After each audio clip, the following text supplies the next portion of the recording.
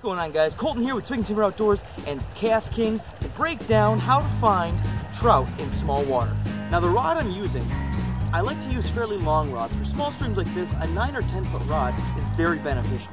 Here I have my 3/4 Katmai reel spool with some extra G flying line, but I'm actually going to be tight line nymphing today. But regardless, this is a great system for new anglers or experienced anglers when you want to find big trout. Now, in our system here, we need to incorporate different weights. Why? We want those nymphs to track a specific way in the water. So at the very end, the last nymph in our system has to be the heaviest. So what we're going to do, we're going to tie our level leader to our lightest fly, our second lightest fly, and then our third. You can attach it all in one piece, or you can attach it with tippet to the bend of each hook. Don't assume that because we're in a small stream, you're going to want to go light. I like a 10-foot 3 weight or a 9-foot 4 weight because there's some really big fish sometimes in these really small streams.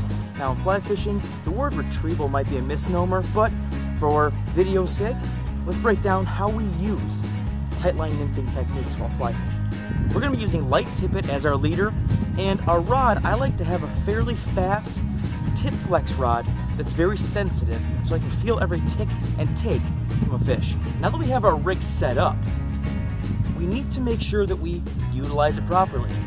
The tight line nymph, essentially we're going to flip up our flies, our nymphs, into the water. We're going to lead the nymphs just slightly, trying to make sure that they naturally float, with our either line or an indicator of some kind on the line. This is very good for detecting subtle strikes. If you don't occasionally feel the bottom tick, then you might want to add some light split shot. Now, you don't need to add a ton of weight because typically we're using weighted nymphs, bead-headed nymphs, but just enough to where you know you're getting the food in front of the fish's mouth. Now, in small streams, we have some very specific places we can find good trout. First one being in pools. Pools are essentially the gathering places where there's deeper pockets of water, and in that water is a feeding buffet of nymphs or other subaquatic insects or forage items for bigger fish. This is especially true when the water's low or in the winter. To my right is a riffle. Riffle is basically a shallow piece of the water that you're going to see. You notice there are ruffles or riffles at the top. Now, the head or the tail of this is actually a good spot to find trout because the food is kind of funneled into certain locations and they know where those are. If the water's high enough, runs like this are a great place to find fish, not down the middle, but just to the sides.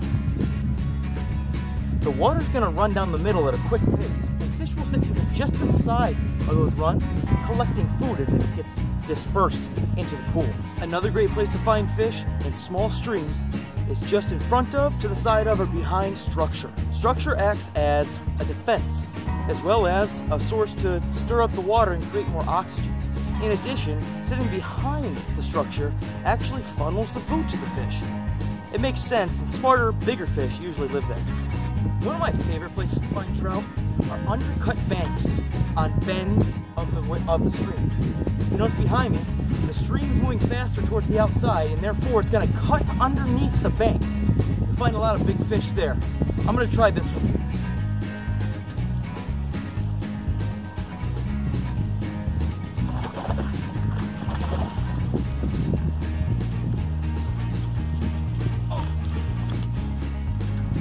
Small streams produce big fish. Check out that brown.